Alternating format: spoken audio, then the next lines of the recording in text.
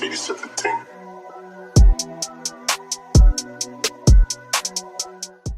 Hello, everybody. Welcome back to another episode of the Liberators Podcast. My name is Jeremy Shropshire. We have a very special guest today, Mr. Ernest Lumpkins, Jr. And what we'll be doing for the next 6 weeks is explaining the 48 Laws of Power. There are a lot of misconceptions when it comes to the 48 Laws that is all about manipulation, but there's also another side to that coin, which is to prevent yourself from being manipulated. So we'll dispel a lot of those misconceptions about the book as well as the laws. So we'll be beginning with law number 1, which is to never outshine the master. In the judgment, it says, always make those above you feel comfortably superior.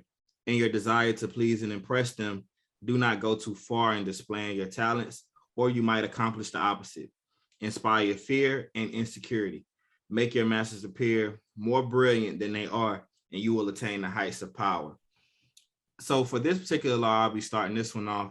And the first thing that we kind of wanted to talk about is to realize the reality that a lot of masters are people that, when we say masters, we just say people who are in leadership, bosses, things of that nature. A lot of them are insecure. So, and it's often that insecurity that raises them to power, is being insecure or feeling not wanted or feeling not seen, which drives them to work so hard to attain that. So, it's just common sense that once they get there, they want to maintain that level of that level of authority and power. So working under somebody like that, you have to be very, how can I put this? Very calculated as far as the things that you do as well as the things that you don't do. What do you think about this? Yeah, I mean, that's just one of those things that you have to deal with everybody. Everybody has a certain bit of insecurity in everything that you do, especially when they feel that they're the top or the number one or the best. And we notice it starts early when we first get to grade school and we're good at basketball. There's always going to be somebody that's better. Or I don't know, if I was a martial artist, there was always someone better. So that's where I guess our first bit of insecurity goes. But when you're in a place of authority and you start to realize, or not a place of authority, or a place of where you're working for someone and you're under someone who's in authority, you realize a lot of times you're smarter than them and you want to kind of shine and you want to express yourself and let them know that you're good enough to be around them, but not realizing they're already worried about you taking their place, if that makes sense. Yeah. Yeah. And I think like a lot of them, it's wanting to maintain that status, wanting to maintain that position. Nobody, it's kind of like this king of the hill mentality. Like nobody wants to be knocked off of that hill. So, right. When they see somebody that's young, has a lot of energy, has a lot of intelligence, charisma, that scares them. You know what I mean? They be like, okay, well, they're threatening my status or threatening my position.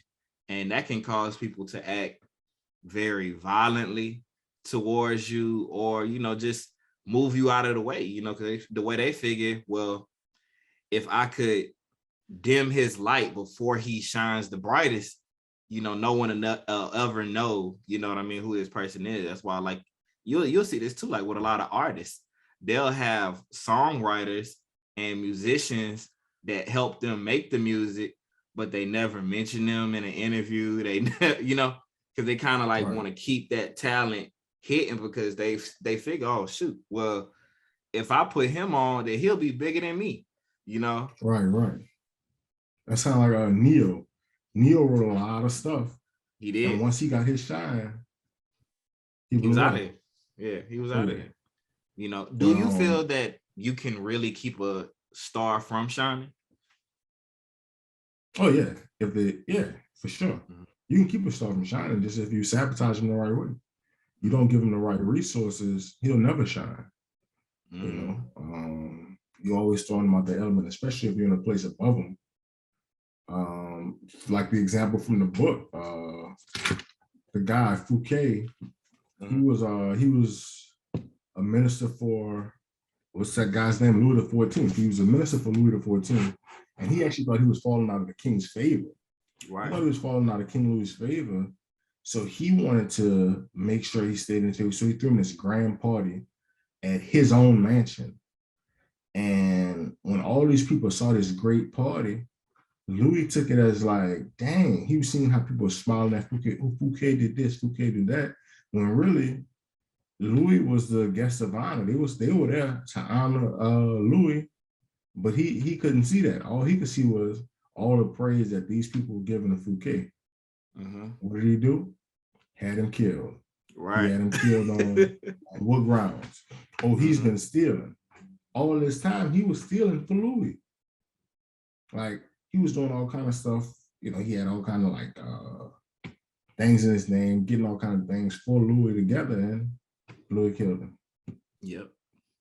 And I think the mistake that Fouquet made was he thought that showing how great he was would help him find favor in the king's eyes.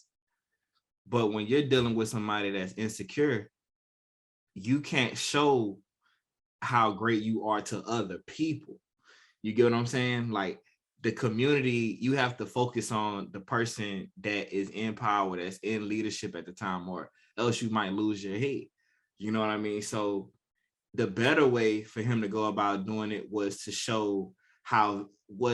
throw a party that showed how valuable the king was, you know what I mean, to people, to show why the king was so loved, you know, to highlight some of those things in his nature that people loved. But instead of doing that, he went to his strengths, you know what I mean, like as being charismatic, as being handsome. He used that to his advantage to say, okay, well, this is why you should keep me king, because the people love me. But he not worried about the people loving you. He want the people to love him. Loving me. Right. You know, so I think that's really what put him in such a dangerous position. What do you think that Fouquet could have did differently? Oh, he should have just asked the king, how do you want this part done? He should have said, hey, king, how would you like this? Would you like this? He should have gave him options and let the king choose. Hey, would you like this waterfall, or would you like this chocolate fountain type thing? Mm-hmm. And then when the king let him know, the king would have walked in and like, oh, boom, I chose this. And at the end of the night, he could have gave the speech and let everybody know, hey, our king chose this wonderful thing. I know y'all think I did it, but the king chose all this. Mm-hmm. I'm just a minister. Yeah. See, that's another thing too, as I'm thinking about it, is when you're dealing with somebody like that, it's probably better in a lot of ways to involve them and make them feel that certain things are their idea, as opposed to you just running off as this autonomous agent being like, oh, I got it. You know what I mean? Like, because a lot of people too, the king could have felt resentment from being left out of that portion. You know, He could have felt like, oh, so Fouquet, you know, he think that he don't need me. He think he's smarter than me. He think he got more class, you know, and all of these things is just bubbling up. And then he, you know, the king probably got women coming to him, bragging about Fouquet. So it's just, it's just heightening the anger. He like, oh, I got to get him out of here. Got to kill him. Yeah. So I think, you know, one of the biggest things is like when you start to realize that you probably should have involved this person in the process of what you want to do, because a person feeling left out, you know, may be what causes the resentment, may be what causes the anger, may be what causes the jealousy and envy, you know, from them feeling like, oh, well, he thinks that he's more this. And it's not dangerous really with your peer group or people under you, but it's definitely dangerous when you're dealing with somebody that controls your future, you know. So that's what I understand a master to be, is somebody that can control your future, can control your ability to eat, provide for your family. You know what I mean? That's to me, that's what a master is, a person that has control over your well-being. And being as it that person is in control of that, you want to make sure that you're doing whatever you can possible to remain valuable, but to let them know that you also not a threat to them. Right. And that's a fine line, because if you dumb yourself down too much, they say, oh, he don't have no value, that's an idiot. So they get them out of there. They move people around like that as well. So it's all of it. It's all a fine line between somebody showing how great they are and somebody also, playing it to where they don't show too much greatness, because seeing too much light can blind the eyes. And it's the people that's closest that can tell what you really are, what your true value is. You know what I mean? That's why a lot of times the jealousy and the envy often comes from friends, family, people like that, because they see it actively. So if somebody that's over you sees that, then that creates a really big problem. Now, Galileo is a little bit different, because he approached this smarter.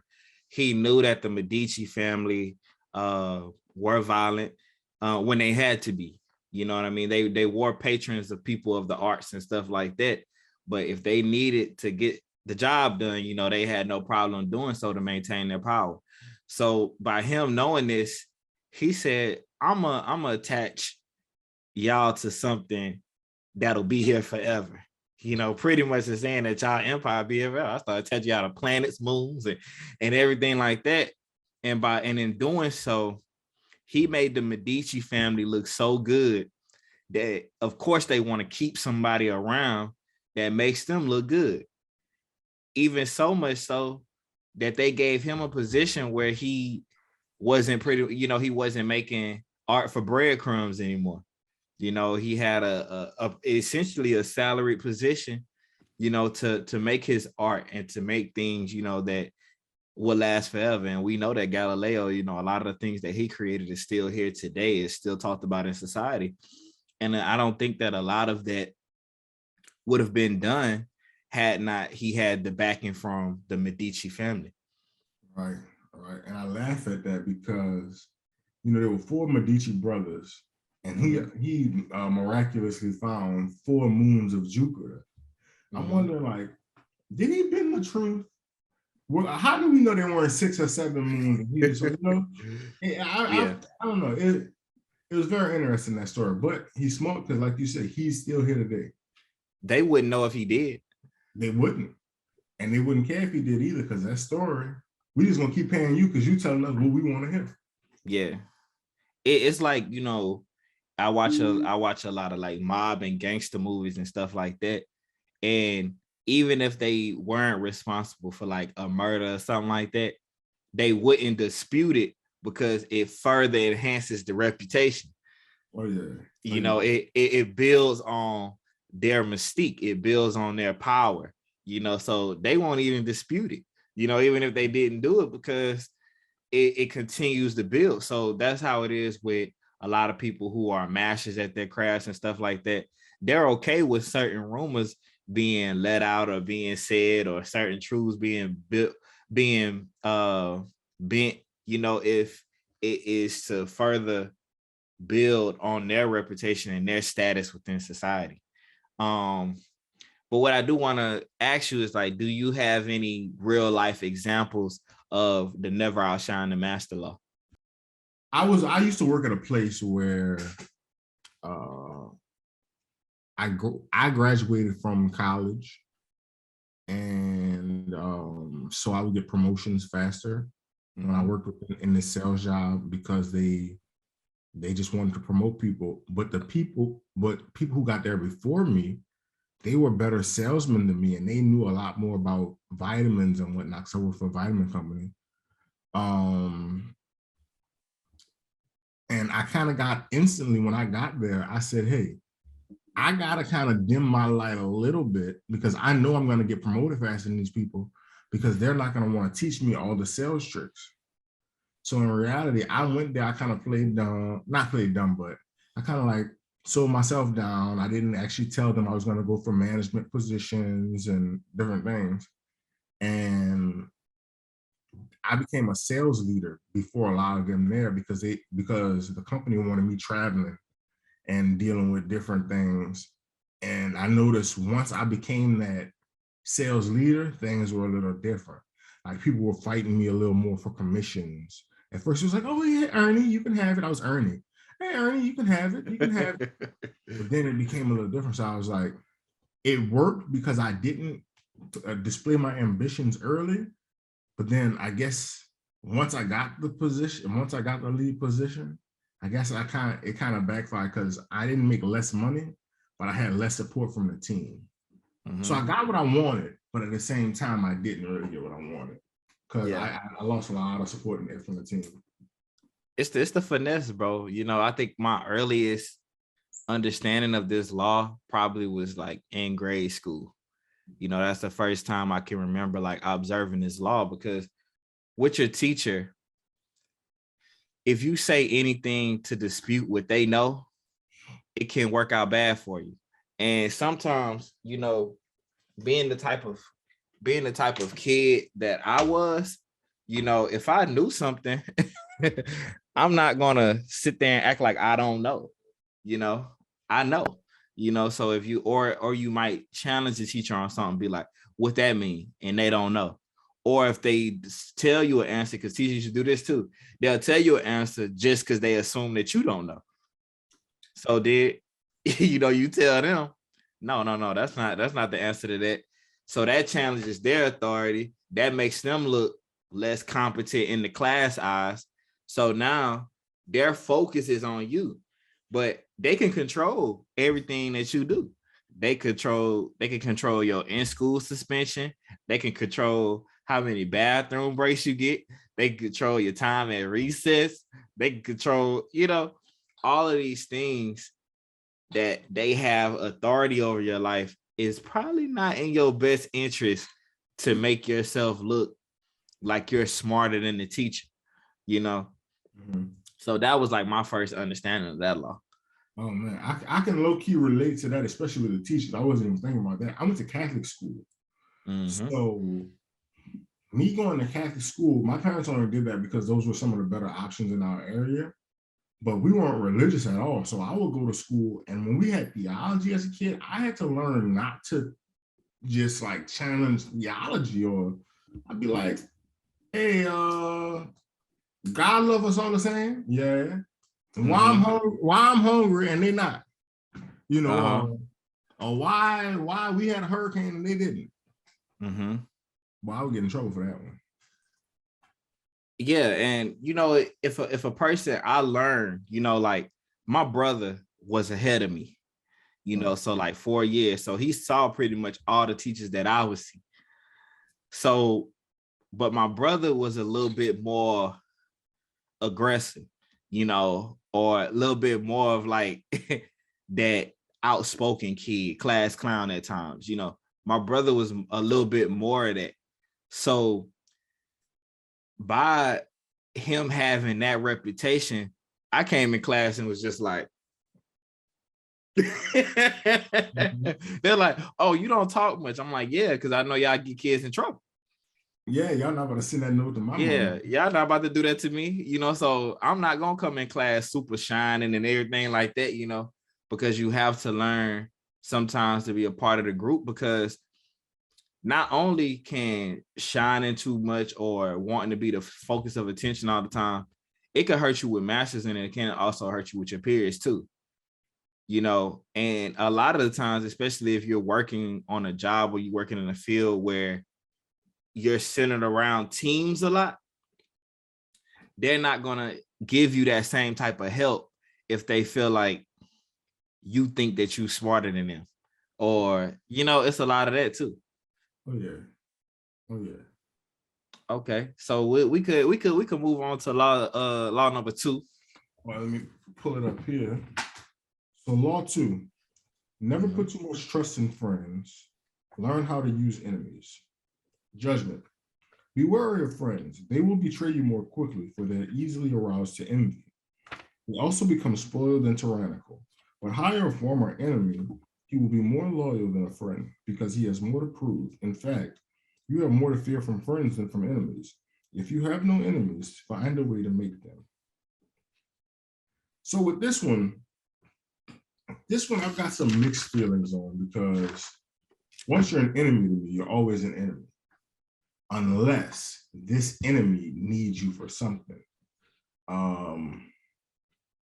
I'm not the best with politics, but I assume the United States is dependent on somebody for oil, or just, I don't know, if they're dependent on you for a job or anything like that, they can be used. But enemies, once an enemy, always an enemy. What do you think? Define why do you think that? There's just no coming back from certain things. Now, if you were once a business enemy, like these Silicon Valley types were like Facebook versus Twitter or something like that, that's different. But in a lot of the cases he used, he's talking like the emperors of China and these people where their lives were at stake. I don't think people's ambitions to kill the enemy ever dies.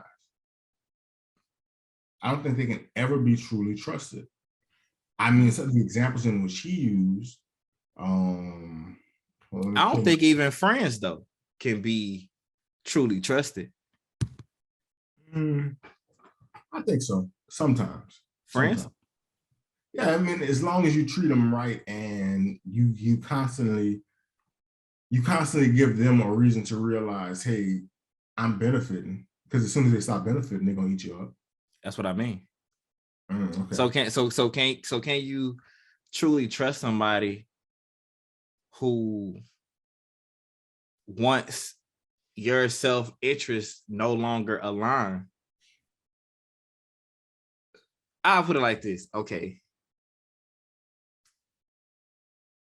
And what I mean is, like, it may be a situation where you may not be able to trust a friend 100%, because what if the situation changes and that friend has a gun to their head, or that friend is facing 100 years in prison, or that friend has an opportunity to make his first million by cutting you out of a deal. So I don't really be thinking that friends and enemies are that much different. They're the distance between them are on the same coin a lot of the times. But with enemies, I find a lot of times when you got an enemy, the respect is still there. They still respect your power. They respect the person that you are a lot of the times, unless something that has happened has caused them to not respect you. But a lot of times, you see these world leaders and stuff meeting. It's not like they fighting on sight. Even if it's been a lot of death, it's been a lot of this, they still have the ability to shake hands, sit down in a room, talk, because there is respect there. But a lot of the times it just be disagreements with enemies. But what I will say is, with enemies, though, you have to approach with a certain level of caution, because they could be practicing the law of setting traps, by befriending you. So the closer that they get, the more they know, the more ammo, and it could flip on you at any time. But I believe that it could flip on you not just from an enemy, though. I believe friends flip, enemies flip. You know what I mean? It's all based on if self-interest align at that particular time. A lot of time, occasionally you will find that friend, though, or you will have that friend group that they wouldn't sell you out, even if it means death to them. But that's more rare than you would think. Way more rare. Mm-hmm. Way more rare. You gotta be done. Y'all gotta just have a certain type of special circumstance. I think it's individual. I think it gotta, I think some people just don't have that turning gene. Like they just don't have that cross you out gene. They don't have that. You know, some people just don't have that in them, but that's more rare. You know, more people are just a self-interest driven. This is what's good for me. This is what's bad for me. And that's that. You know what I mean? But I think we have to learn to not take that so much personal, because majority of us are like that. Can we really say that we are a good friend to everybody? Right. Right. You might have 4 or 5 people that you solid friends to, but it's almost virtually impossible to be an excellent friend to 100, 200 people. You can have a good relationship with them, you know, but to be a true friend is like, it's something totally different than what you might think. You get what I'm saying?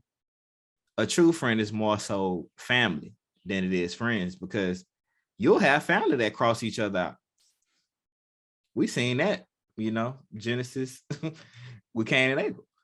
You know what I mean? He killed his own brother because he was getting too much shine. His own brother. His own brother. Because the Lord loved him more. Right. Or he thought it wasn't necessarily that he loved him, or let me not say that. He thought he loved him. Yeah. Right. He just was telling Cain, you ain't do what I asked you to do. And your brother did. He got mad at that. X his brother out. You know? So if that propensity to kill or to do something damaging to somebody in your own bloodline, imagine somebody that you're not related to. Well, let me ask you. This whole bloodline thing, I'm not sure if you've ever touched the book Sapiens or mess with it. Yeah. I haven't, but it's been recommended to me by you, Kimdy. Man, so this whole sibling thing, according to the author of Sapiens, I think it's Noah Yuval Harari, that's his name. It's really hard to pronounce, but siblings were the first people that'll kill you, bro. And over the course of evolution, because your sibling was the first person competing with you and your mother's food supply. Not necessarily y'all being the same age, and y'all fighting over, like, not like twins, but your older brother, while you were still in a breastfeeding stage, would come and want to hurt you because that's more milk for him. He can now get back on that milk that you stole from him. And I know it's a crazy tangent to go on, but it makes sense. It makes sense. This new little kid is now competing because now I only got a half an apple. So really, from day one, genetically or evolutionarily speaking, I'm no scientist, but you can't trust nobody. Yeah. Because, you know, we're in this life, you know, we learn to live it with people or whatever, but it's one big competition, bro. That's what life is, essentially. It's just think about everything you're doing. You're constantly put in situations where you're being evaluated against other people. That's in regardless of whatever you do. And the person that has the most value or produces the most gets the most spoils out of society. So going back to what you said? I'm sorry, what were you saying? I'm sorry. I'm saying, like, oh no, go ahead, because you might forget. Go ahead. Oh no, I had an impulsive thought. I was asking, so how do we keep score now? How there's like, what's the true points in 2022? Is it switching from like currency to attention to what? You know what I mean? I don't know. It was just an impulsive thought. I think in culture today, a lot of it is popularity and clout. You know, people are more concerned with that than they are concerned with actually getting money. So distraction. Yeah. So they'll go crash out on the ground and say something to get somebody that they know is dangerous, just to be viral for 2 or 3 days. You're gonna lose your life. Hell yeah. Playing them type of games. So, you know, I think that's become the problem in society. My dad was like, okay, when he was growing up, like if you had something that was like a fight or against somebody's life, 9 times out of 10, it was about some money or something like that. You know what I mean? Like that's what created a lot of the problems. And it wasn't really a problem if you hadn't done anything like against the family and stuff like that. We be beefing over nothing these days. You know what I mean? So with that, you know, you have to learn how to move correctly, you know, in society and just make smarter decisions. You know what I mean? Realize the decision that you're making could cost you your life, could cost you your freedom, could cost you a lot of things. But to go back to what you were saying about siblings, I think like a lot of times when you have siblings, that's your first competitor. You know, that's the first person that you compete with because you competing for attention, love, you know, because I can remember growing up, you know, if my brother got a grilled cheese, I want one too. You know what I mean? Or if my brother got a bike, I want one too. Like whatever he got, I wanted it, and vice versa. You know what would be the greatest example? If you went somewhere with pops, it just so happened and your brother went somewhere with moms that day. You and pops might have just made y'all some grilled cheese at home, but your brother come back with that couple McDonald's because he was just on the trip. Oh, that's that killer. You be mad like. Yeah, so that's the first thing, you know. So, but I do feel like people that are quote unquote enemies a relationship can be produced that's mutually beneficial to both parties. You know, we see this all the time. You know, even though we went to war with certain countries, we still do business with them to this day. You know, so it's not like, but I do get what you're saying. You do make an interesting point because like probably given the ability to overtake, they probably would take that. That's what. Yeah, they probably would take that. It's got to be mutually beneficial. For example, in the book in AD 59, the Emperor of China, Emperor Sun, I think that's how you pronounce it. Emperor Sun pretty much, he knew this not the place for an emperor to have peace. So he knew they might have had a dozen generals, and they have it right now, but eventually they're gonna turn on me. So what I'm gonna do? The best way for me to pretty much figuratively castrate these generals is basically I'm gonna pay them off. He lined them all up, invited them to dinner, got them drunk and happy, and just when they thought he about to kill him, they was like, oh man, he set us up. He about to kill us. He pulled out this agreement where he was like, look, all y'all want to be generals, or y'all want to retire with mansions and women. Y'all gonna have all the money y'all want, all the women y'all want, the finest horses. All y'all gotta do right now, resign from y'all posts and take these priestly places. They were like, So you telling me right now I'm not gonna have to work no more? I can retire. I can just live a lavish life on your dime, and all you want me to do is give up my job that's really gonna stress me out and get me killed anyway? Okay. But by him doing that, he was able to put his own people in there and probably live a decade in peace because he put some people in there who they felt grateful that he made them generals, and they felt loyal to him. So they felt benefited, and the other dudes felt paid off. And that reminds me of the quote that says, you know, to show kindness when you could show wrath is the greatest power. They happy to be alive. So they like, why would I go messing with him? You know, yeah, you know, and he just didn't keep us alive, but he put us in position to where we pretty much on vacation for the rest of our lives. You know what I mean? And I think sometimes by him removing people who would be so-called friends worked out to his advantage, because a lot of times when you're dealing with friends, they may feel that they're entitled to something, you know, that they owed that. So by them being in there and him putting them in position, they could have been like, well, I've been here this long. I'm supposed to have this. I'm supposed to be running this. And then that sows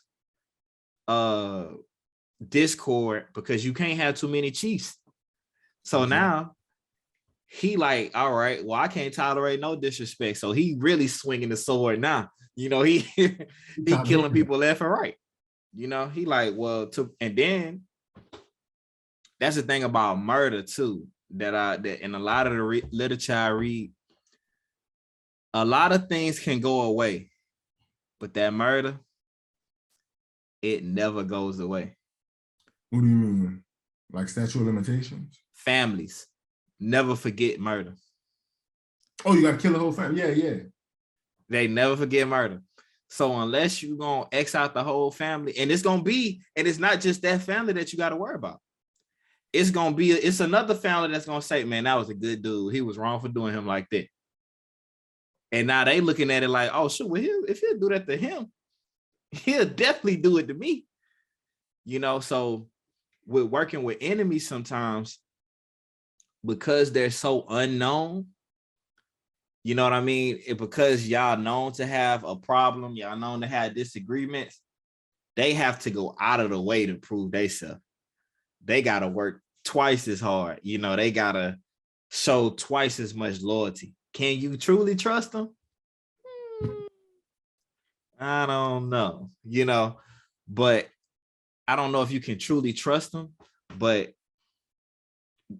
they can still get a job done. You know, that's why I'm not sure how he dealt with it, but I'm pretty sure he didn't just was like, oh, let me go put these enemies in position and just let them free float. He probably had spies and everything else, you know. But even a spy, you got to have a spy for the spy because he could be double crossing. You know what I mean? Yeah. It's almost like in those situations, if this ain't your son, and that's why a lot of kings brought their sons in. Like if it's not your son, then. But even your son will knock you off. True. But if you raise him to be power hungry, I mean, you watch Power Book. Oh, Tariq. He not ghost off. Not goes off. Dang, you're right. It's rough. You're getting in the way. You know, you getting in the way. You know, and yeah, but finish what you were saying. Well, basically, they bring their son in because a lot of those dudes, you know, I guess they thought, you know, they raised their sons right. Mm-hmm. So a lot of times, like with the mob, or even with these kings, they bring their son in because they feel like their son not gonna stab him in the back. Because I mean, they could be blinded by love though, because they feel like, oh, I gave my son all this great life, he's not gonna do nothing. And that's the bet I would make as well. I feel like if I had a kid, he wouldn't do nothing. But you bring up an interesting point because Tariq did knock off Ghost. Yeah. And sometimes too, dealing with the child that may be supposed to inherit a kingdom may not be the child for that job. True. Get what I'm saying? Your oldest might have vices, women, you know, whatever, you know, women, drugs, alcohol. He might have those problems, which may not make him a good king, but that's his birthright. Right. You get what I'm saying? So the youngest looking at that like, I'm really the one. You know what I mean? I'm disciplined. I do my martial arts. I read my literature. You know, I meditate. I fast. I do everything I'm supposed to do. I make right decisions. I've read the Art of War 38 times. You know, that's supposed to be my position because they feel like they work for it. Right. So, you know, even if you look at David in the Bible and stuff like that, he had a son try to kill him. You get what I'm saying? So this is not anything new that we're dealing with. You know what I mean? So I think friends, family, that can be interchangeable at times. But I think at some point in time, you're going to have to trust somebody. It's just I think the bigger question is, who are you willing to take the knife from? I think that'd be the biggest question. Like, because to me, if my brother get me, I'm like, he got me. You know, yeah. I mean, if he got me, then all right, yeah. I gotta take that. But I can't let him get me though. You know what I mean? I feel it. Yeah. I feel like I can't let nobody get me. You know. Okay. Everybody got to get treated. But are you truly living life if you can't trust someone? If you can't trust somebody? But what if this whole trust thing is the whole illusion, right? Because in this present day, are we all really dependent upon each other? See, a long time ago we was, because like Robert Greene said in Mastery, we needed each other because there was a lion that was ready to eat us. So we needed him. I know I'm gonna trust he's not gonna run off, because he need me to stay up tonight to make sure when I hit somebody could hit them lions in them bushes. Today, all you really need right now is a medical school professor. That's who gonna keep them lions off your back, figuratively speaking. Do you need a wacky accountant from New Orleans? Maybe if you're trying to start a practice in New Orleans. So I think every single relationship is built off self-interest or a common belief. Not saying that, like, you know. I agree with that. That's strong. You gotta say that again. Well, hold on. The every relationship that was tough. That was a bar. Oh, what? Every relationship is built off self-interest or a common belief? Yeah.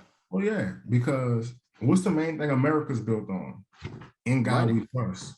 Yeah. The common belief of this man that lives in the sky that takes care of us. I'm not gonna go off on too deep in that tangent, but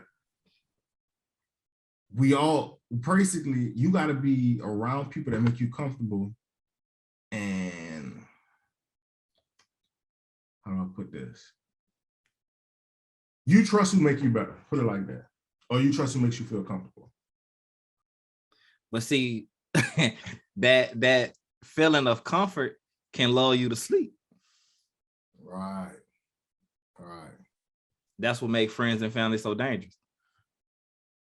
Because, you know, while y'all sitting around eating crawfish and potatoes, they might be plotting.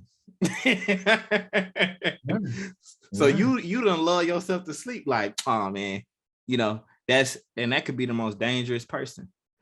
You know, we've seen that traditionally throughout society, you know, that oftentimes it's the hand that's closest that gets you, you know. I mean, we all done read Julius Caesar. Oh, you too, Brutus?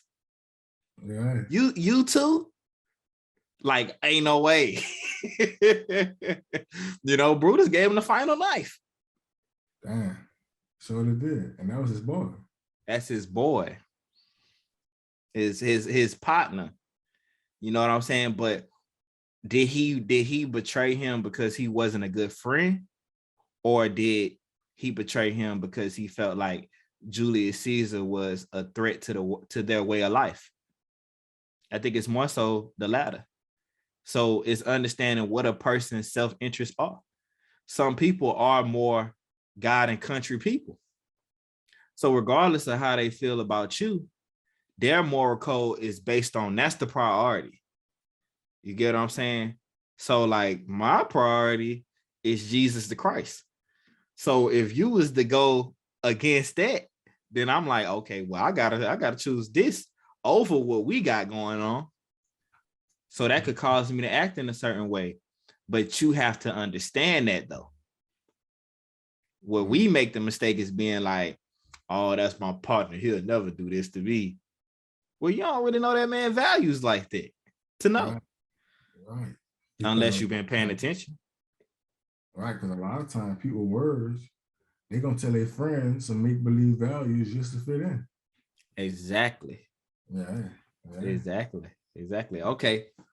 So you gave more so the person that observed the law the right way. Michael the Third becomes the emperor of the Byzantine Empire and empowers Basilius, a close friend, which eventually causes him his life. And so one might ask the question, well, what mistake did Michael III make? And in my opinion, I believe that he falsely believed that because he was responsible for his friend's rise to power, that his friend would be indebted to him always. So he always thought that he would have sort of like this blind loyalty from Basilius. Like, oh, I'll put him in position. If I know I got one person on my side, it gotta be him. It's gotta be Basilius. Yeah, but the opposite was true. And something that you pointed out earlier, noticing that he was like a stable boy, right? Right. He could have secretly despised royals. Like he was like, man, they probably been spitting on him since he was a little kid. Oh yeah. That was in the Yeah, you know. Yeah, so you probably you grew up middle class, but it wasn't middle class, but eventually you was middle class, but you remember what I was about to say is you remember from the hood, you remember being in the hood. Yeah. So you remember being in the hood, dudes hungry. You were a good kid. So you wasn't going to rob nobody. Mm-hmm. But a lot of dudes don't have them same values from mom and dad. And they hungry. Hood dudes are poor people. I hate calling people poor, but poor people are hungry. Yeah. Michael come up in royalty. All his mom had to do was die and he was going to become a king. So he was naturally softer. He was more raised, more civilized. He didn't really have nobody taking nothing from him. Everything was given to him. And he felt a bit of great gratitude towards his kingdom. So he felt like Basilius was going to be actually as grateful as him, but no. He hungry. He was put here to survive and to thrive. You were put here to be royalty. It's a difference. That's true. Some people's makeup is based on survival. Other people's makeup is based on living. You know what I mean? Continuing to live, to maintain. Mm-hmm. They just have to maintain. Certain people, I find we come from certain environments where I used to tell my mom this all the time, like, I really can't lose because I don't come from nothing. But at the same time, I know how to survive in virtually any situation because of what I was taught. I know that that'll cost you your life. I know that this person might be plotting, that person, it's certain advantages to growing up where you're living in a place of survival. I truly believe that, and with Basilius, once he had his opportunity and once it's almost like that person that never had money and they get money and they go crazy, right? About 50 gold chains, go ignorant. You know what I mean? They had that type of mentality. They're gonna go buy the Lambo, they're gonna go buy this because they never had. So they overcompensate. And I think that with Basilius, that's what power did to him. Because he never had it before. Once he got a taste of it, it went crazy. He became a feed me Seymour plant. It's just more, feed me more. And it's just, you can never have too much power. Never. Especially when you grew up like him. He grew up raising horses, man. He grew up cleaning horses up. Now you mean to tell me you let this man become the head of the army? What you think he's gonna do? You think he wants to be your lackey? Because basically, until he kill you forever, he gonna feel like he your lackey because he owe you everything. He can't sit with that on his conscience. He's gonna turn. So he had to get the person out of the way that he owes.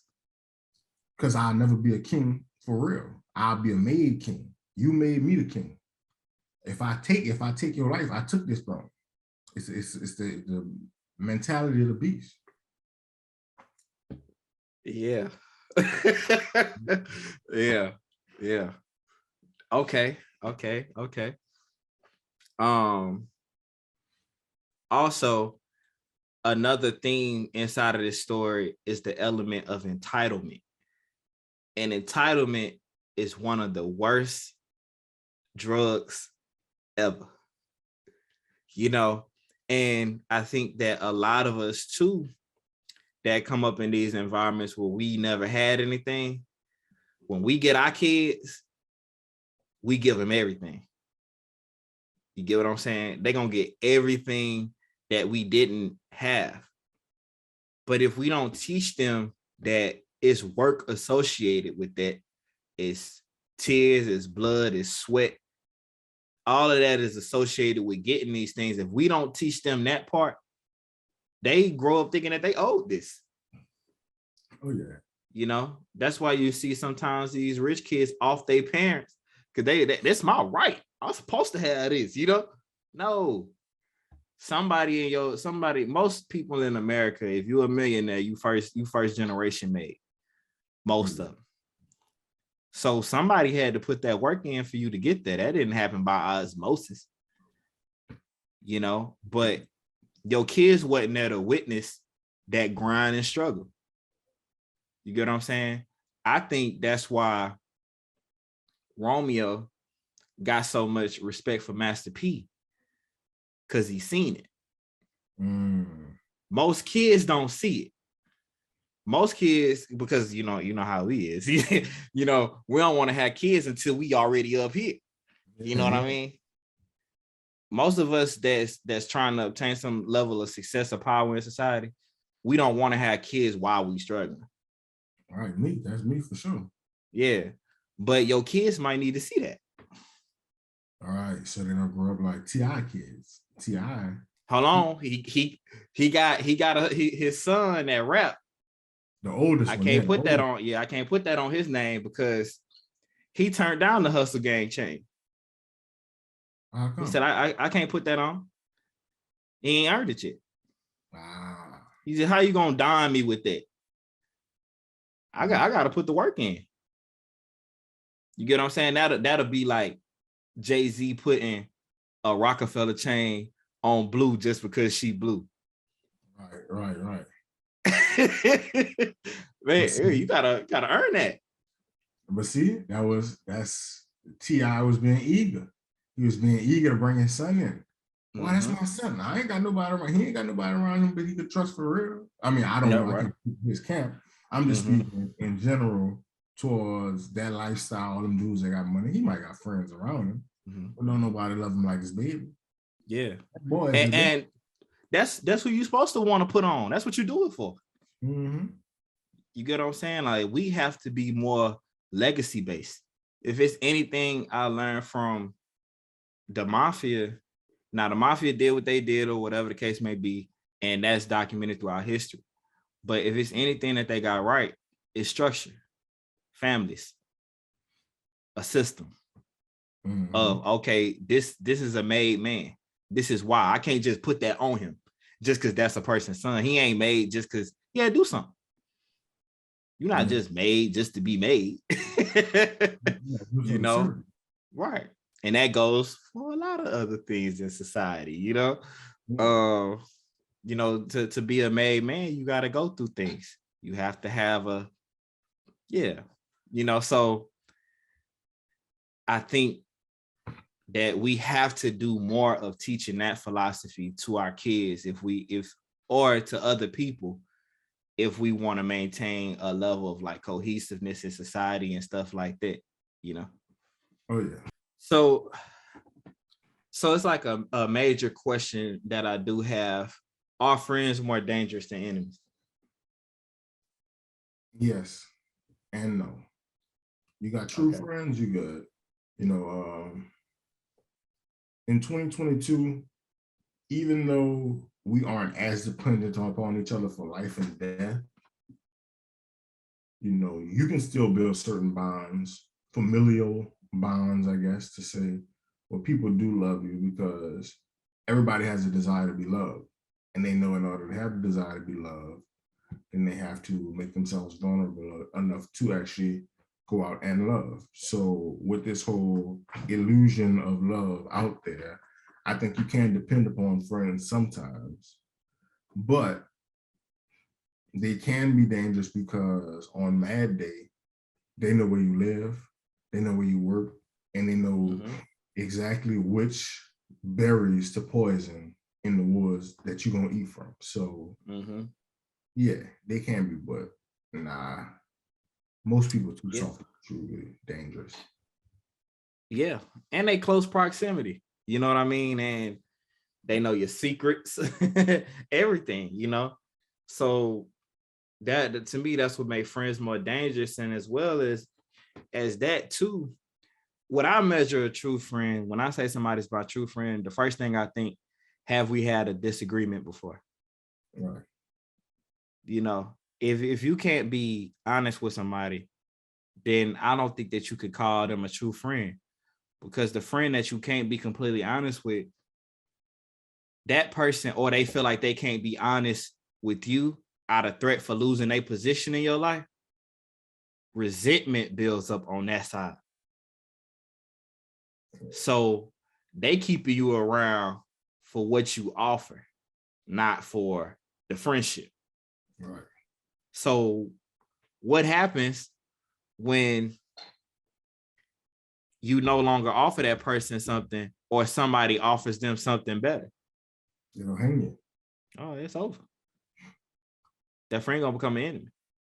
But see, somebody that being honest with you, been telling you what it is, you know, or I've had disagreements and you haven't heard that go anywhere, you haven't heard anybody else bring this to you, or whatever the case may be. If you're dealing with that type of person, to me, that's what I define loyalty is. A person that I'm not going to speak your name out of in an ill fashion just because of who you are. Right. When I could do it. You know what I mean? It's a lot of ships I could sink. But then that's on my name card. Because the person that you go and tell, and a lot of people don't get this, the person that you go and tell, if they smart like me, they thinking, you would do that to me. On Mad Day. Yeah. Oh yeah. They can get you on Hold on, define Mad Day for the people. Oh, Mad Day is just a day they get mad at you. That day they didn't had enough. Yeah. They let you know how it was. I've been friends for 10 years. But today, you're no good somebody. And I think, is there value in having enemies? Yeah, keep me sharp. Very. Keep me sharp. Give you an example. Me, I grew up, like I said, I went to Catholic school. Was basically only child. Parents kind of spoiled me, so I was soft. That come back to bite you later though. Because now when you're in that world, you expect entitlement. Now you won't kill up everybody because they ain't doing what you said. For a while, you don't have no sense of reality of no, everything can't go your way. So if growing up, if I had somebody there, not necessarily an enemy, but if I got punched in the mouth a little bit more when I was a kid, you know, I had somebody to steal my lunch money per se. They didn't have that in Catholic school, you know. Then I would have been more about my wits, and I know everybody's not your friend. Everybody doesn't have the put others first mentality, because that's taught. You know, I personally needed that to be punched in the face as a child, but I never was. Okay. Now, figuratively, I said. I was the type of person that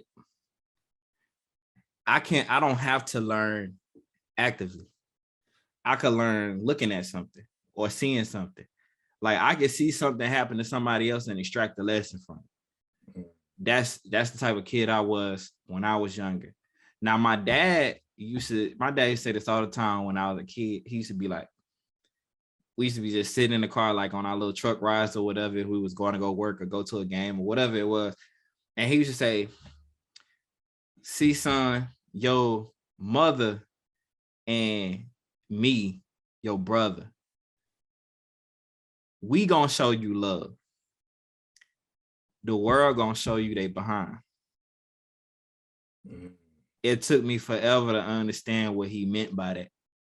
And what he's saying is, the people that you assume to be your friend ain't really your friend like that. They don't have your best interest in mind. Because you know how you is when you were a kid. You know, you used to be like, oh, daddy, that's my friend. You know that? He used to be like, you know, when I used to get back in the car later on that day, he used to be like, you can't use that word like that. You know what I'm saying? Like, you don't know them like that. You don't even know where he lives. Exactly. You don't know his mama. You don't know his cousins. You don't know nothing about him. Exactly. Oh, he your friend because he gave you a half of his bubble gum. No, he's stupid. Now he right. Right. You know, so I had to learn that from him, to be very strategic about who you trust, who you call a friend. And I do agree with you, a true friend. But everybody that we call friend, or like, you know, it's like Nip used to say, Brody is the slang, but that don't mean that he your brother. It don't mean that he love you. It don't mean you could trust him. That's just a slang. People, hey, bro. Yeah. But that don't mean that's your brother for it. Yeah. All right. So talking about law 3, conceal your intentions, keep people off balance and in the dark by never revealing the purpose behind your actions. If they have no clue what you're up to, they cannot prepare a defense. Guide them far enough down the wrong path, envelop them in enough smoke, and by the time they realize your intentions, it will be too late. So kind of, you know, to start this conversation off, what mistakes do you feel Marquise made in not being able to conceal his intentions? Okay, just to give our fans a little background, the Marquis was a 22-year-old lad who did not, and that's literally what they said in the book, lad. He was trying to get this young countess, this young lady, to like him, but he had never had any luck with women. So he hired this mentor, called her name. She was a 62-year-old woman named Ninon de L'Enclos, and she basically was teaching him how to court this young lady. She had him to kind of play hard to get, put her through all these games and tests where he would be places, then he wouldn't be places. He pretty much played cat and mouse with the woman, mirror games, and then he stirred up her interest. Once they got alone, he couldn't control himself anymore. I think his hormones got the best of him, because, you know, once those hormones get the best of us, we just go to talking and doing everything. Yeah. It's over. This woman came there looking so good, and he was just like, baby, I love you. Let's not play these games anymore. Let's get married. So he just threw himself at her feet. He kind of took the chase away. Yeah. In this particular example, it showed how this woman needed a chase. And if he would have not said anything, if he would have concealed his intentions, then he would have got her. But once he told her everything, she knew she had him in the bag. She was like, you know what? She became very polite that night. She was like, you know what? Maybe we should end the night and go home.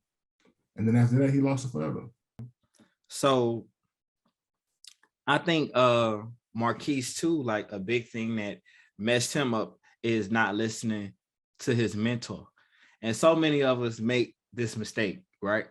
You know, where we have somebody that's guiding us, but we kind of see the end of the road too early. Exactly. But it could be an illusion. You know, sometimes the end of the road show itself just to make you trip and bust your head, you know, before you get there. And essentially, this is what happened to him. You know, he looked down the road a little bit too early. You know, he was on good pace, but he didn't have patience.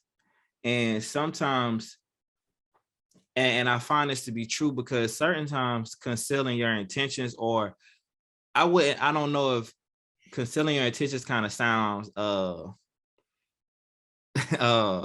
very manipulative, you know, just the title of it and all. But I think sometimes too it's just not telling everything that you know, not giving a person the full spill, you know, because once a person knows everything there is to know about you, they lose interest a lot of the times. Because they figure, right. They're like, oh, I know him. You know, so as much as sometimes I see people get into these groups, or I see it all the time, you know, whether that was undergrad, graduate school, or where I am currently, a lot of times people get into groups and their initial thing is to let me establish power inside the group. Let me be as loud as possible. Let me tell everything I know. Let me show how smart I am off the rip. Right. But by that, everybody's like, oh, I know him. I know exactly what he do. I know how he move. You know, I know him to be like this. You know, but the person that comes in and they're kind of like, you know, they feel things out. They find out. And two, by concealing your intentions, you can find out the truth about people. That's what I find it to be his greatest advantage. You know, and I was telling Jason about this the other day. When I get into certain situations where people don't know me, I don't tell them I'm in medical school. Because their vibe changes immediately. They immediately go into this whole, oh, you a doctor, as opposed to them knowing me for who I am as a person. Their complete energy just shifts. It's more like, oh, you know, he a doctor, so they gonna go into their smart bag, you know. So you never really get the true authentic them. You never get the person that they might think that poor people are disgusting, or they might think it's important to know this about a person, but you never get that if you lead with with who you are as a person. So I like to go into situations listening and learning. Oh yeah. And then once I know everything about anybody, you could exert that power of who you are, but it's too late. You already got them. You already know who you're dealing with. Exactly. Mm-hmm. And me being a stupid little kid, and I use the word stupid probably wrong, but I ain't know that. So like I was that kid, want to walk around. Hey guys, hi, my name's Ernest Lumpkins. I go to Catholic school, and I like accounting. Now this person who really a predator, now he know if he talk about accounting and he make you think he's a world-renowned accountant. Now y'all friends because y'all got common interests and common beliefs. Now he gonna always talk. Oh, Ernest, you like Street Fighter? I'm a Ryu fan club member, you know. But if I don't tell you nothing about me, if I don't go around blabbing, you sitting there wondering, damn, how can I get Ernest in this position where I can sell him something? I don't know nothing he know. I don't know nothing he like. I can't sell him nothing, you know. That's basically that.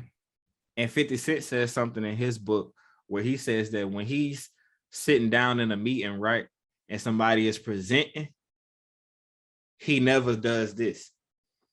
Exactly. He don't give them nothing. Yeah. But they get nervous in a meeting. Right. Was this in Hustle Harder? Yeah, Hustle Harder, Hustle Smarter. Yeah, I know. I read that somewhere about 50. He said he messed people up in meetings all the time, and they end up, he just dead face them. Oh yeah. So now they got to give all of they self because they're trying to appease to his to him wanting them to like him. Exactly. So now they got to give him everything, even beyond the presentation. They start going all off script. Oh, yeah. You know. So yeah, that's one of the keys. Not letting people know enough to where they can get close to you. Yeah. And that's why I say you have to read these laws. So now when I walk into a room and I'm presenting or I'm saying something and somebody dead face me, I keep on going on what I'm doing. because I know that's something that they're practicing. Right. Or when they make those faces like trying to get a serious, like, I'm like, I think you're weak enough because you're overcompensating. So they give me an advantage. Like, Right. it boosts my confidence when somebody start talking in a tough voice. It's like, come on, man. Vito Corleone told me when I was 8 years old, don't threaten nobody. You threatening. Right. like it's beautiful. But as a kid, you wouldn't know that. So what is the room? The strongest one in the room is the weakest. I mean, the loudest one in the room is the weakest one in the room. In you. He's compensated. It's I always go back to Sapiens, but it's like one of those primal things. Mm-hmm. In the wild, an animal wants to get as loud and as big as he can, just to scare off other predators. In the room, you want to get as loud and as intelligent sounding as you can to pretty much attract people or to give up this facade, but in reality, nah, you should just be quiet and chill. Let people come to you. Don't overcompensate. Absolutely. So the danger of this law. And the danger of this law, if people find out that you're concealing things, you can forever be perceived as mistrustful, grimy. You know what I mean? You can forever be perceived as that. You know, so it's a very fine line between this. And I think where a lot of people get caught with this is they tell one person something, but don't tell another person. You get what I'm saying? So that person goes and tells the person that they trying to conceal to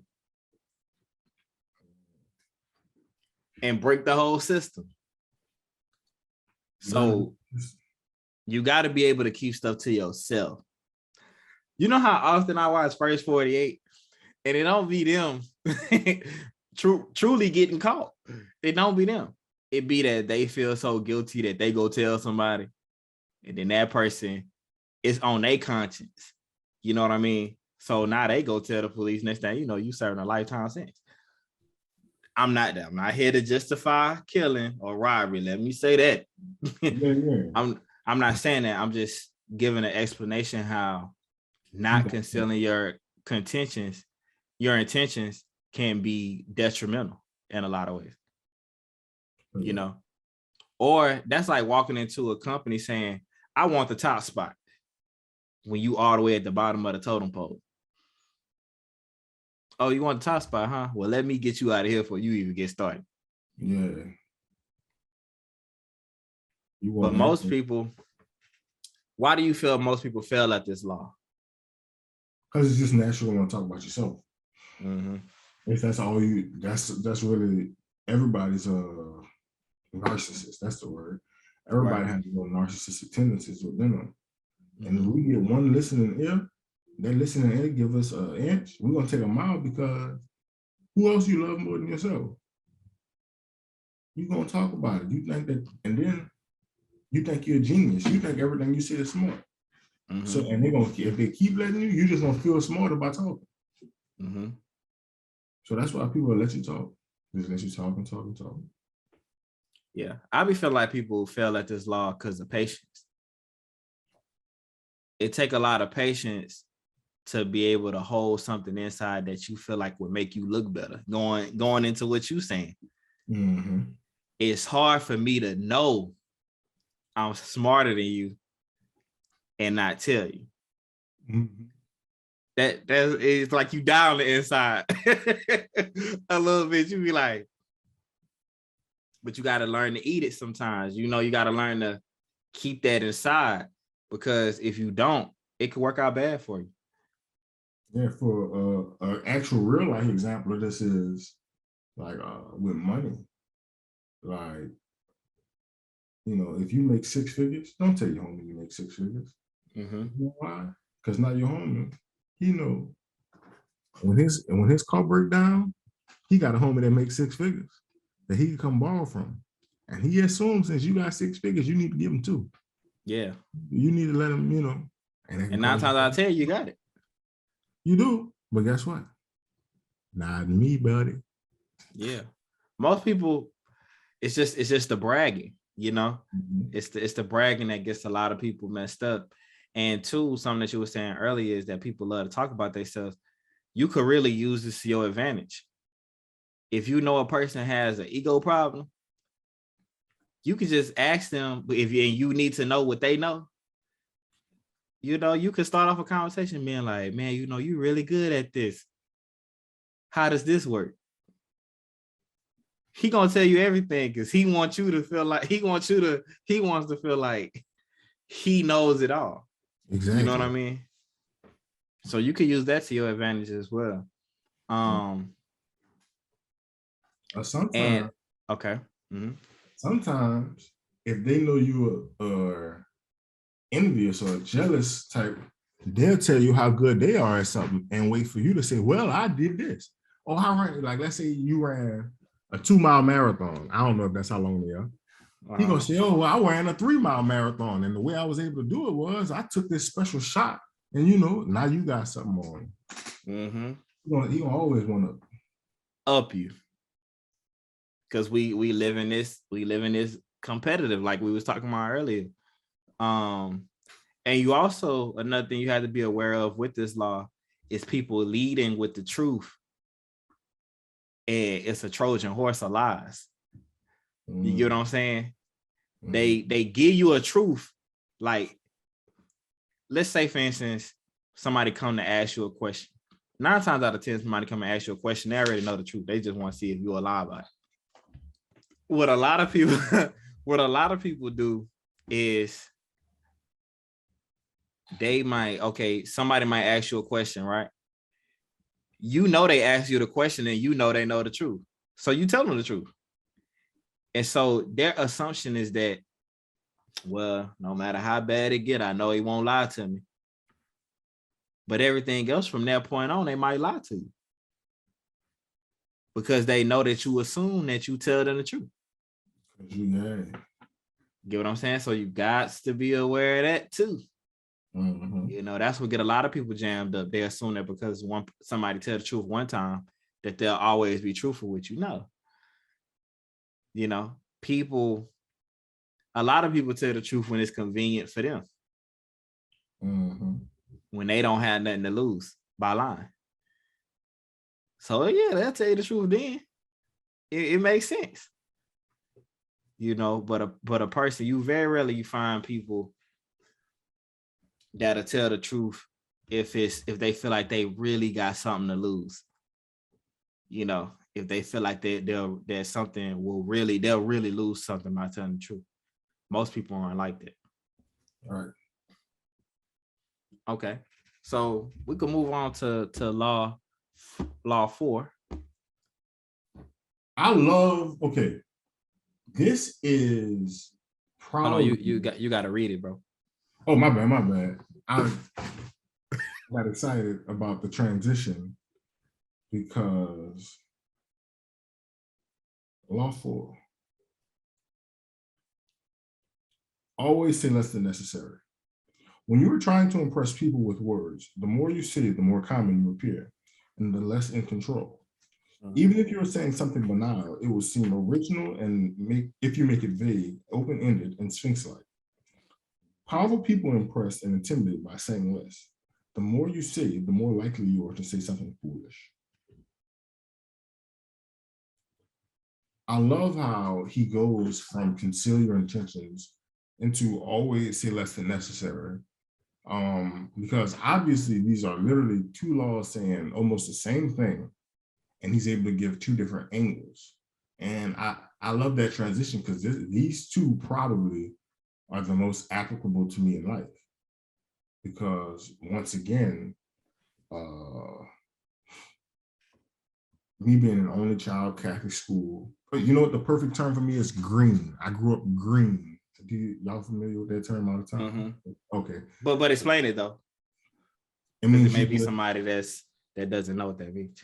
Or so it might have originated in fruits. Sometimes fruits have a special green tint to them when they're not ready to be out in the world or eaten. So a person who's referred to as green, he hasn't been ripened yet. He hasn't been through anything. He doesn't know anything. He's a clean slate. He's a social dummy per se. And I grew up very green, and I didn't realize that sometimes people would just try to pry information out of you. And I would just be talking, but not realizing the more you give people, the more they arm themselves against you, or the more they're able to control or curate a mood or an artificial mood for you.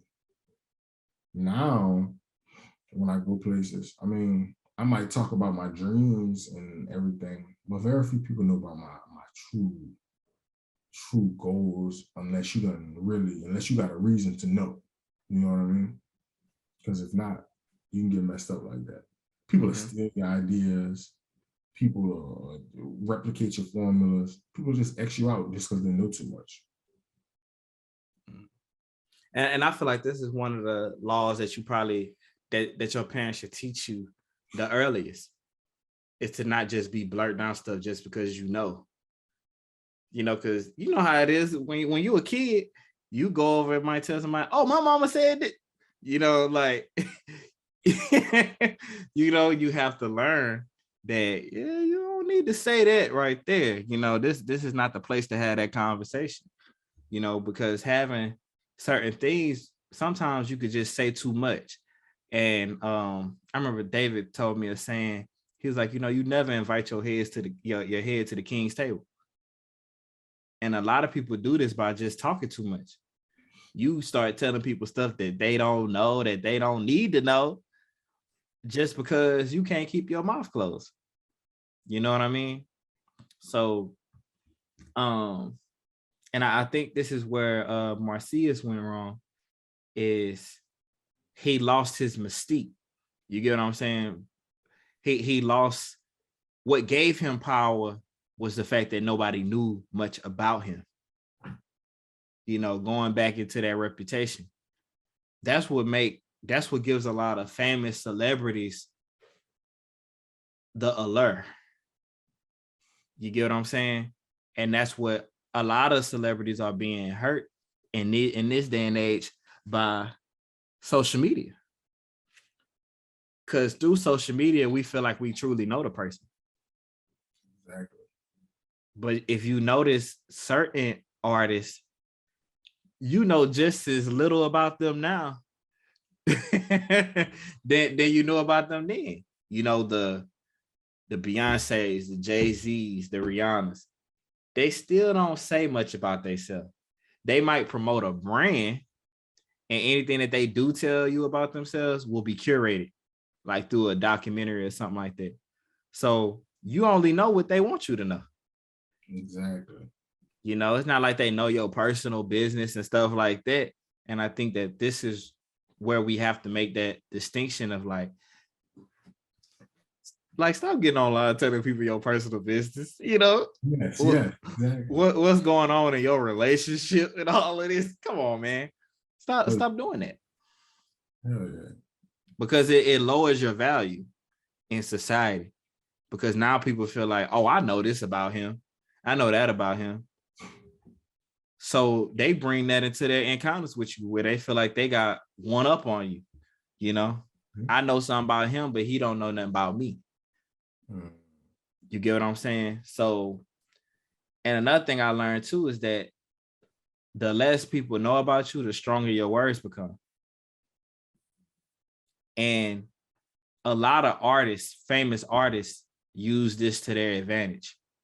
Because you ever seen a Warhol painting? Oh, Andy Warhol, yeah. It don't really look like nothing to me. No disrespect to the art community, but it don't look like anything like that I've never seen before. Or like, but because he don't explain his art, you have to interpret for yourself what it means. And correct me if I'm wrong, is Warhol with the soup cans? Yeah. Yeah, Warhol, yeah. He was like he painted a soup can. Like, all right, they act like he built the pyramid. You know what I mean? That thing probably was $1 million. Yeah. But by him saying nothing, people had to say, oh, this is what that means. This is what this means. This is what that means. I know a lot of artists probably somewhere be just laughing because people that made up stuff that don't even exist. And they really just went in there and just scribbled it through some paint. You know what I mean? But inside their head, they like, I just went up there. I did that in 15 minutes. Sold it for 10 million. Because a person is, you know how it is. It's the juxtaposition of between the two colors makes it all of that. You know what I mean? Yeah. Right. And the artist somewhere is sitting down saying, it's not really what I meant, but if I tell you, the gag is up. Get what I'm saying? So that can be very beneficial for you saying little. You know what I mean? Because people have to assume. And so when you do say something, they have to interpret, well, dang, he don't usually talk. So let me listen to what he has to say. You know how it is. When a person talks a lot, they became known as, oh, he just a motor mouth. He just be talking. You don't want to get that reputation because you start losing value in your words. Hell yeah, that's me. You talking to the perfect example. Talking to the perfect example. Yeah, so in what ways are you mitigating that in today's life? Or is that just something that you like, I'm just not going to be good at that law? I just don't be on Front Street like that no more. I be chilling. If you hear me talking about, you will, because I know you. We talk. Yeah, but random people not gonna hear me talk about that foolish. So if they do, they're gonna hear me talk about something that I've never did or is over with. But I might say, oh yeah, I'm about to do this, but really I've been doing that 6-7 months. I done made enough money off that. Now I'm comfortable in the position where I can talk about it. Yeah. Okay. So how did Louis XIV observe this law? Oh man, he was the best. When people would come to him all the time, people would come to him from across the land, across his land, and come to get him to decide on laws and propositions, and all he would say is, I shall see. I shall see. He'll never talk about it. Next thing you know, he done made his decision and he just went acted on it. He didn't even tell him. He just said, I shall see. What he really said was, we shall see, because I ain't gonna tell you nothing. You're gonna see what happens. Right. And I think that's what gave him all the power in the world, because people didn't know how to gauge him. They don't know, so they don't know, oh, well, if I bring him this how he gonna act. Right. This is what he gonna say. Because he just like, and that goes back to that old saying, actions speak louder than words. Give you a better example about people trying to predict you. One thing about people's vices. I had a problem in college. I used to party a lot. I would tell people my vices. Oh, I like whiskey, or I like this. I don't know if whiskey is appropriate to talk about. But if somebody know you really like whiskey, they're gonna give it to you. They're gonna have whiskey at their party. Yeah. Well, that's something that they can use to lure you. Now they're gonna come at you with something else. Now they're gonna try to negotiate with you on something about some money or something. Now they got you. Yeah. I don't know why too, but it's very true. You know how it is, people get you drunk, and then you get to talking. But they wouldn't know that if they didn't know that was a weakness of yours. See, when somebody know your weaknesses, they can exploit you in a lot of ways. Unless you just that common person where your reputation is built on being brash. Get what I'm saying? You can't hurt 50 Cent, really, because he don't care. His reputation is being brash, is saying what he wants. That's what he's known for.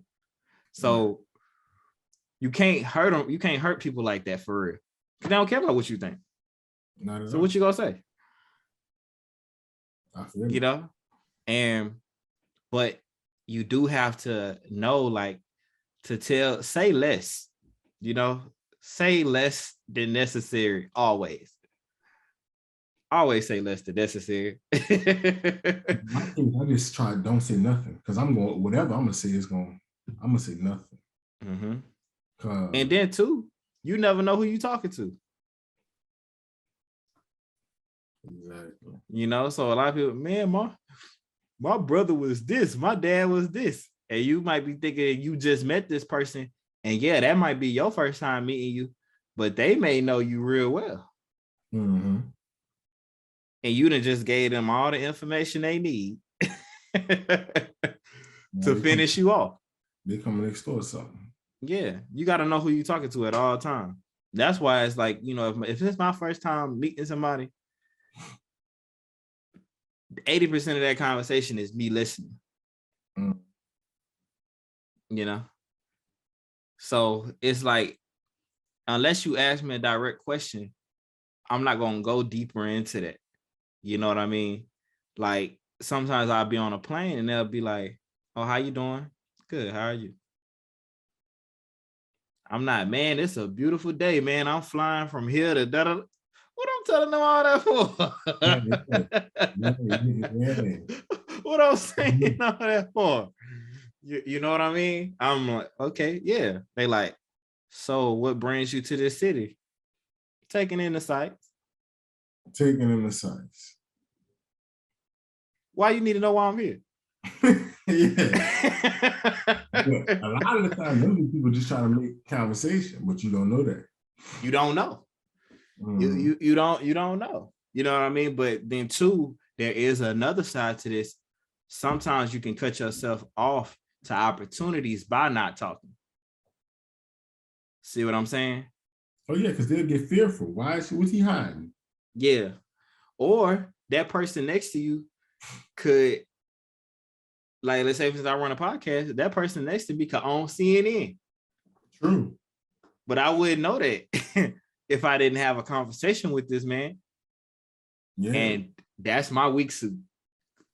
9 times out of 10, I don't know who I'm sitting next to because I'm just not forthcoming with information like that. Yeah, but don't change that. Mm-hmm. Don't change that. But a real life example where me sharing some information did help me out. Me telling a lady, I don't know what was maybe like a Ritz-Carlton or something. I was trying to rent something for some kind of event we were having in college, and she was like, "Oh," at first I wasn't gonna tell her which college I went to because I didn't want it to, you know how college parties are. And so, but then all of a sudden I said, "Well, yeah, I go to Xavier University."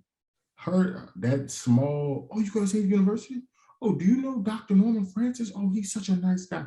Her entire demeanor changed because she had a key bit of information.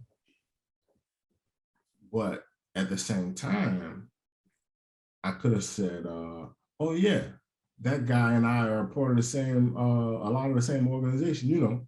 But I didn't because I said, "Ooh, that would be too much."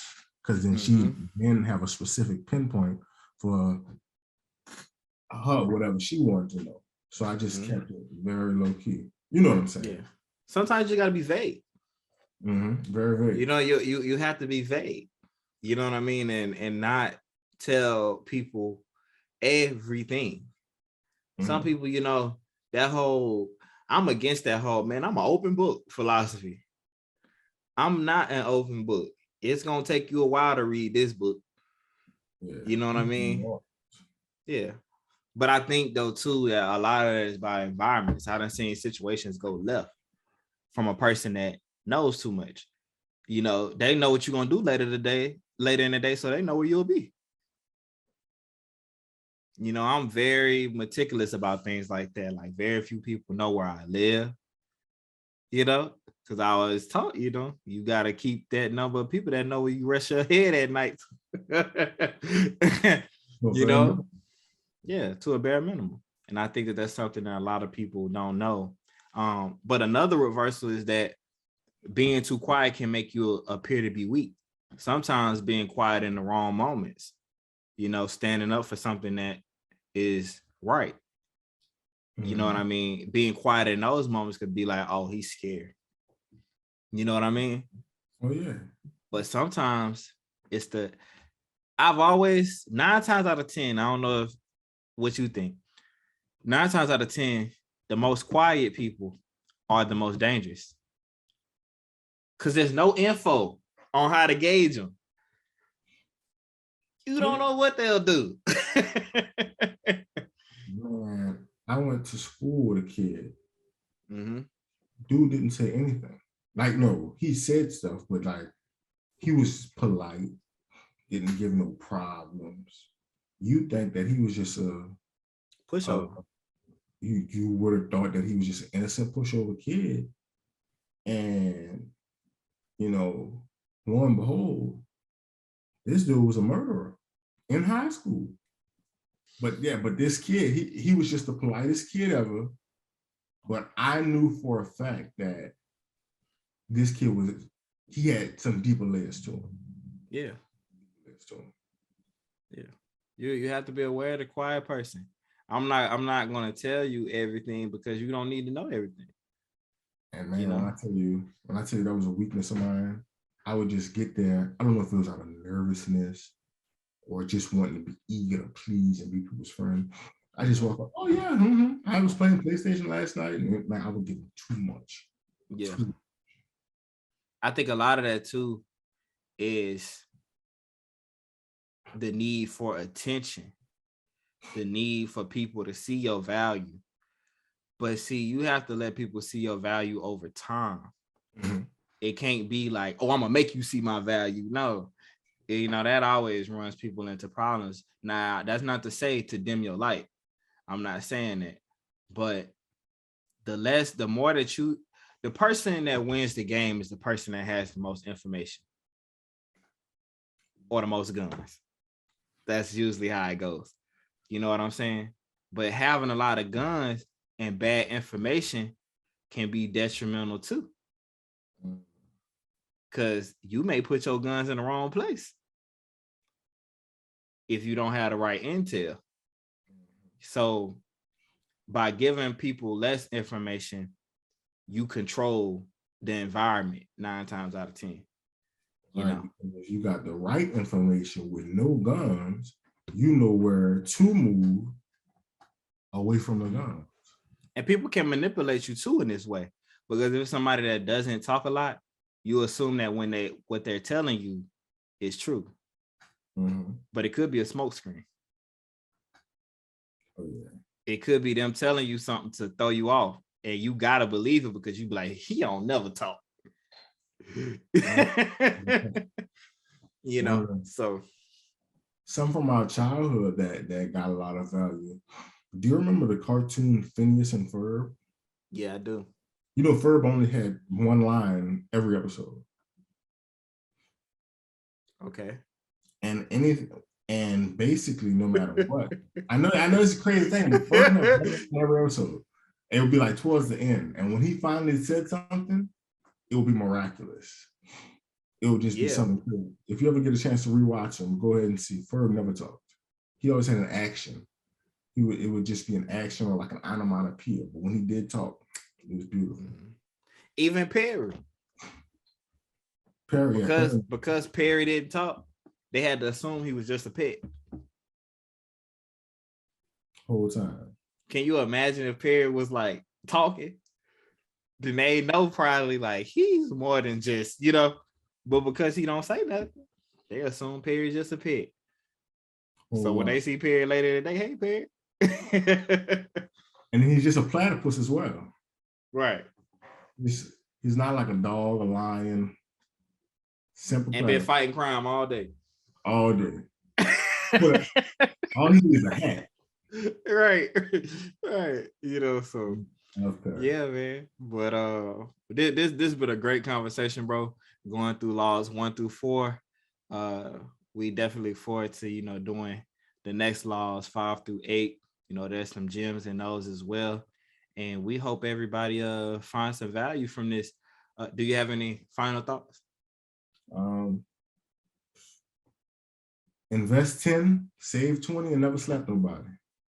Oh yeah. Say that one more time. Invest 10, save 20, and never slap nobody. Oh That will be covered, and you don't make no enemies. I like that one. Okay, and we thank everybody for tuning in to another episode of the Liberators Podcast.